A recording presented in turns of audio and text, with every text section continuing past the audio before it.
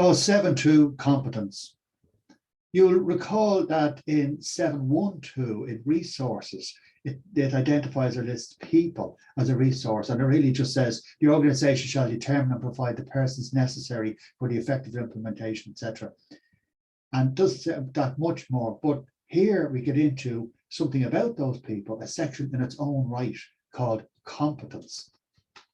Really, just before we get into it, let's define competence. Now, the ISO standard itself defines competence as the ability to apply knowledge and skills to achieve intended results. So it's not just to have, but the ability to apply knowledge and skills to achieve intended results. So let's get into it a bit deeper.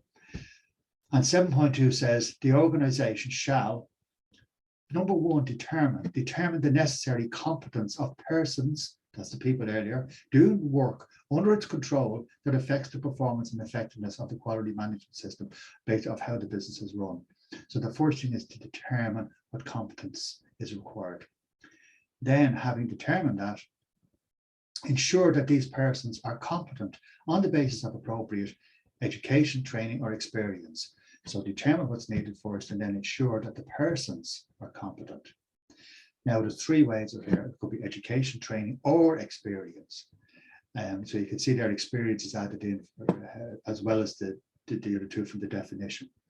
And now, if there isn't, where applicable, take actions to acquire the necessary competence and evaluate the effectiveness of the actions taken. So first is take actions to acquire the necessary, but then afterwards, evaluate the effectiveness of the actions taken. Now, that means the effectiveness is not, they went on a training course and they came back and they tick a box, the training course is done, or there was a test at the end of the course and they scored highly in that course. No, are they now deemed, or now we can say that they are competent now to do the work? That the effectiveness of the action taken. And then it says retain appropriate documented information as evidence of competence. Maybe we hire somebody in, so we would get the company supplying the resources, the contracting company. Maybe they will stand over and you could document their certification of the individual coming in. He is competent to do the work. Now, just a note on that then, that's A, B, C, and D. Now, applicable actions can include, just for example, that this is not exhaustive, the provision of training, as we discussed, or mentoring.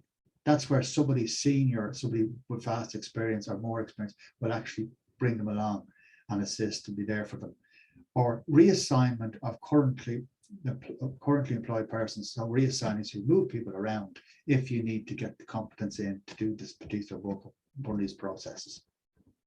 Or even hiring or contracting competent persons, as we mentioned above. Now, let's just have a quick look then at ISO 27001. And you'll notice before I even go to it is that there's just one tweak to it where it just gets more specific. I've jumped now to ISO 27001 on the screen.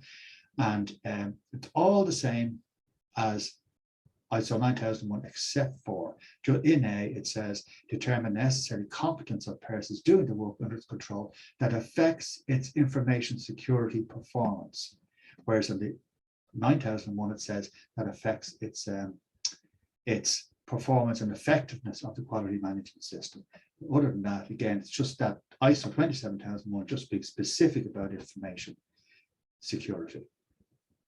That's 7.2 competence.